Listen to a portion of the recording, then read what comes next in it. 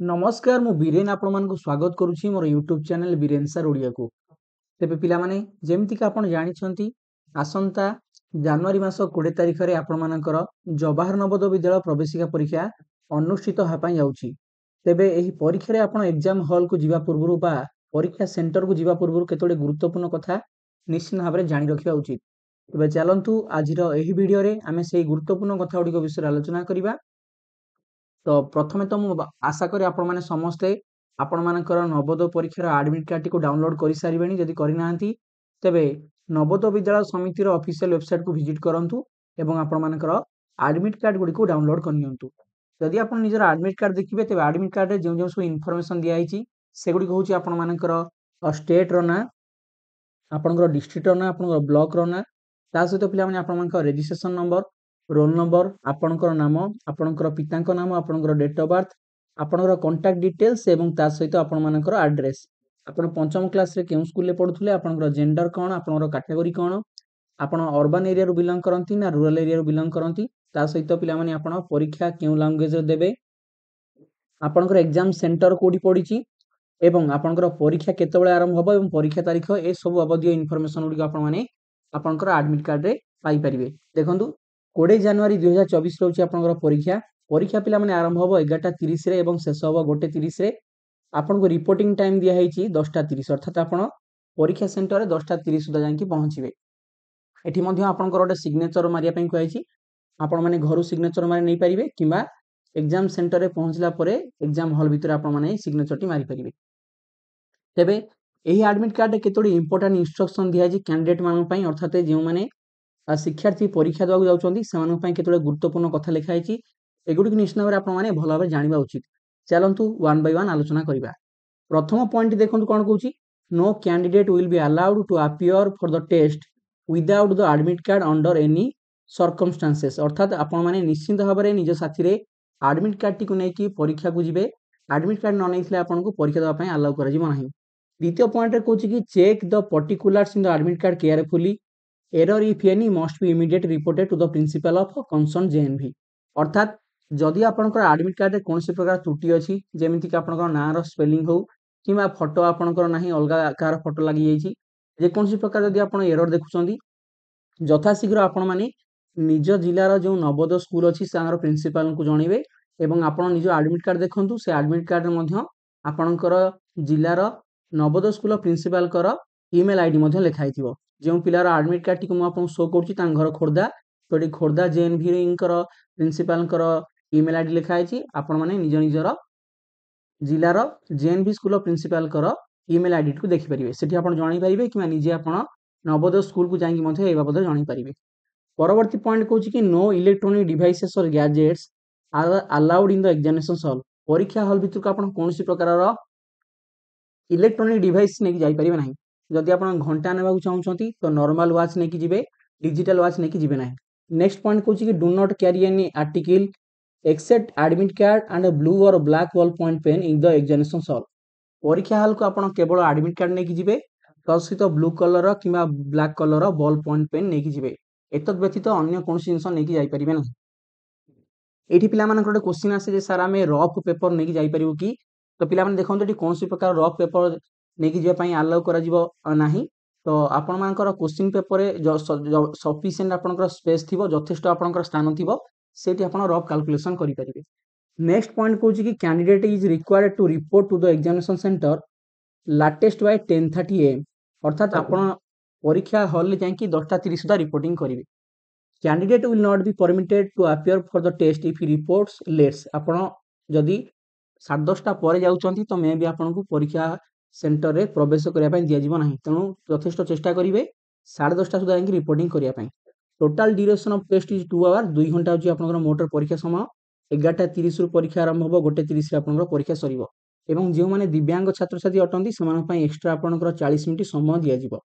एवं एठी गोटे कथा मन रखंतु, आपण माने परीक्षा हॉल ले बसला परे जो आपनकर परीक्षार क्वेश्चन पेपर रे जहा भी सब इंस्ट्रक्शन थिबो, जेमति आपण ओएमआर शीट रे गोल बुलेबे किबा आपण क्वेश्चन पेपर फ्रंट रे जहा सब इंस्ट्रक्शन लिखाई थिबो से सब को पढिया पई एवं आपनकर ओएमआर शीट रे पिला माने रोल नंबर लिखिया पई, नाम लिखिया पई एवं आपनकर रोल नंबर तो सहित बुकलेट नंबर इत्यादि गोल बुलिया पई आपण मानकु मध्य समस्त समय दिया जिवो से बाबद रे मध्य लिखा आइछि। तो देखंतु एट लिखा आइछि आपनकु 15 minutes additional time is allowed for reading the instructions from 11:15 am to 11:30 am 11:15 ରୁ 11:30 पर्यंत आपण मानकु एडिशनल 15 मिनिट दिया जिवो जोंथरे कि आपण इंस्ट्रक्शंस गुडियो पढि परिबे। आ गोटे इंपोर्टेंट पॉइंट कहूँ कि before answering the candidate has to ensure the question booklet contains 80 questions serially numbered from 1 to 80. In case any discrepancy, the candidate should immediately report the matter to the invigilator for a replacement of a question paper. आपण जेतले प्रथम परीक्षा ले जाई बसिबा आपण question paper दिया जीवा प्रथम आपण क्वेश्चन पेपर चेक करनेबे मोट रे 80 टा क्वेश्चन सीरियली अछि कि नाही जदि कोनसे प्रकार त्रुटि थिबो संगे संगे आपण माने कोन करिवे ना जे सर कि मैडम आपण परीक्षा ले थिबे ताकू इन्विजिलेटर कहि थांती ताकू जणैबे। ओके उत्तर लिखा आरंभ करिवे नै जदि कोनसे इश्यू थिबो जणैबे तापर आपण से ओटे नुवा क्वेश्चन पेपर देबे आपण उत्तर लिखिबा आरंभ करिवे। Use blue or black ball point pen only to write on OMR sheet. Use of pencils is strictly prohibited. आपण केवल परीक्षा ले ओएमआर शीट रे ब्लू किबा black colour ball point pen को व्यवहार करी गोल बुलाई पारिबे पेंसिल व्यवहार करि पारिबे नाही। नेक्स्ट पॉइंट कहूँ कि each question is followed by 4 alternative answers marked as A B C D. Candidate is required to select the correct answer and darken the corresponding circle of the chosen answer on the OMR sheet. No negative marking will be done. प्रत्येक प्रश्न पई ए B C D आकार 4टी उत्तर थिबो सठिक उत्तरटी केवल आपण गोल बुलेबे एवं मन रखंतु कोनसी नेगेटिव मार्किंग नाही। आपण यदि कोनसे ओटे क्वेश्चन उत्तर भूल दोचोनी ता पई किछि मार्क आपनर कटिबो नाही। नेक्स्ट पॉइंट कहूँ the question paper of the same medium of examinations as mentioned in the admit card will be provided. No change of the medium of questions paper is permitted. आपण माने form आवेदन करिया समय परीक्षा जेउ language रे देबे ता चूज करथिले आपण को सेही लैंग्वेज रो क्वेश्चन पेपर दिया जीवो एवं आपण कोनसे मते ताकू पुनी चेंज करि परिबे नाही।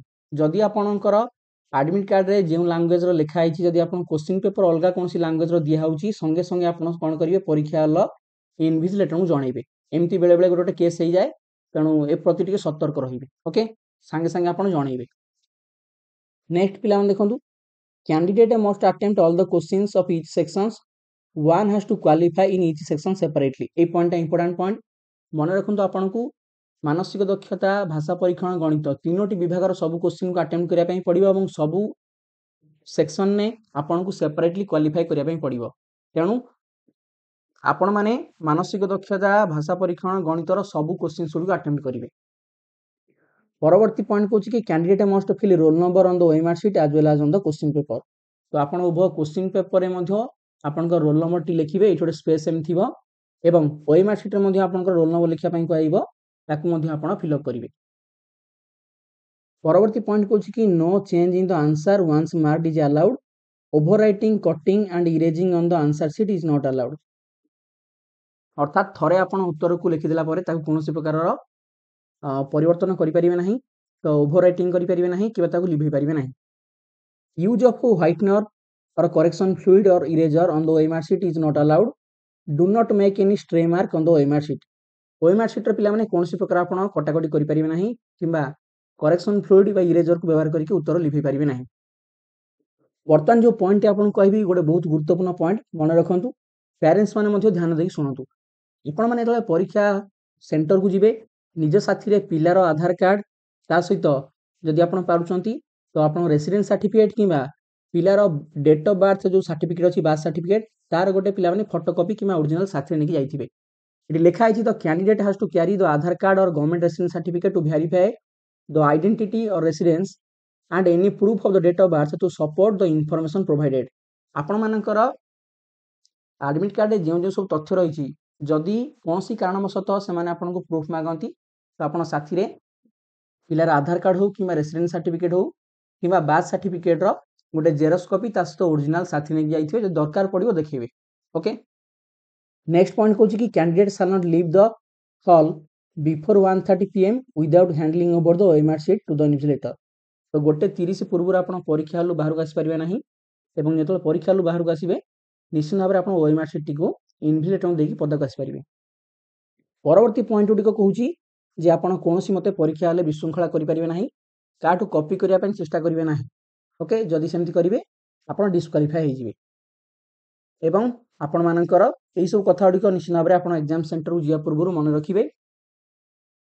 ଏବଂ ତ ସହିତ ଆପଣମାନେ କିପରି ଭାବରେ OMR ସିଟ୍ରେ ଗୋଲ୍ ବୁଲେଇବେ ତା ସମ୍ବନ୍ଧୀୟ ଗୋଟେ ଡିଟେଲ୍ ଭିଡ଼ିଓ ମୁଁ ଆମ ୟୁଟ୍ୟୁବ୍ ଚ୍ୟାନେଲରେ ପକେଇ ଦେଇଛି। ଯଦି ଆପଣ ଏପର୍ଯ୍ୟନ୍ତ ସେ ଭିଡ଼ିଓଟି ଦେଖିନାହାନ୍ତି ତ ଭିଡ଼ିଓଟିକୁ ନିଶ୍ଚିତ ଭାବରେ ଭିଜିଟ୍ କରି ଦେଖନ୍ତୁ, ସୋ ଦ୍ୟାଟ୍ ଆପଣ ଜାଣିପାରିବେ କିପରି ଭାବରେ ସଠିକ୍ ଉପରେ ଆପଣମାନେ OMR ସିଟ୍ରେ ଗୋଲ୍ ବୁଲେଇ ପାରିବେ। ଏଥିସହିତ ପରୀକ୍ଷା ହଲ୍ରେ ଆପଣ ଯେତେବେଳେ ବସିବେ ଆପଣଙ୍କର କୋଶ୍ଚିନ୍ ପେପର ଫ୍ରଣ୍ଟ ପେଜ୍ରେ ମଧ୍ୟ କେତୋଟି ଇନଷ୍ଟ୍ରକ୍ସନ୍ସ ଲେଖା ହେଇଥିବ, ତାକୁ ଆପଣମାନେ ଟିକେ ଭଲ ଭାବେ ପଢ଼ି ନେବେ। ଯେଉଁ 15 ମିନିଟ୍ ଆପଣଙ୍କୁ ସମୟ ମିଳିବ, ଯଦି ବି କିଛି ମନରେ ଦ୍ୱନ୍ଦ୍ୱ ଆସେ ଆପଣ ସଙ୍ଗେ ସଙ୍ଗେ ପରୀକ୍ଷା ହଲ୍ରେ ଯିଏ ଇନଭିଜିଲେଟର ଥିବ ତାଙ୍କୁ ଆପଣ ଜଣେଇବେ। ଓକେ, ଆଇ ହୋପ୍ ଆପଣମାନଙ୍କର ଏ ଭିଡ଼ିଓଟି ନିଶ୍ଚିତ ଭାବରେ ଆପଣଙ୍କୁ ହେଲ୍ପଫୁଲ୍ ହେବ। ପରୀକ୍ଷାକୁ ଯିବା ପୂର୍ବରୁ ନିଶ୍ଚିତ ଭାବରେ ଭିଡ଼ିଓଟି ଥରେ ଦେଖିନେବେ ଏବଂ ସାଙ୍ଗସାଥୀମାନଙ୍କ ସହିତ ମଧ୍ୟ ସେୟାର କରିଦେବେ। এইଭଳି ଭାବରେ ଇଣ୍ଟରେଷ୍ଟିଂ ଭିଡ଼ିଓ ପାଇବା ପାଇଁ ହେଲେ ଆମ ୟୁଟ୍ୟୁବ୍ ଚ୍ୟାନେଲକୁ ସବସ୍କ୍ରାଇବ୍ କରିଦିଅନ୍ତୁ। ଆପଣମାନଙ୍କୁ ସମସ୍ତଙ୍କୁ ହୃଦୟରୁ ବହୁତ ବହୁତ ଧନ୍ୟବାଦ। Thank you very much. God bless you all.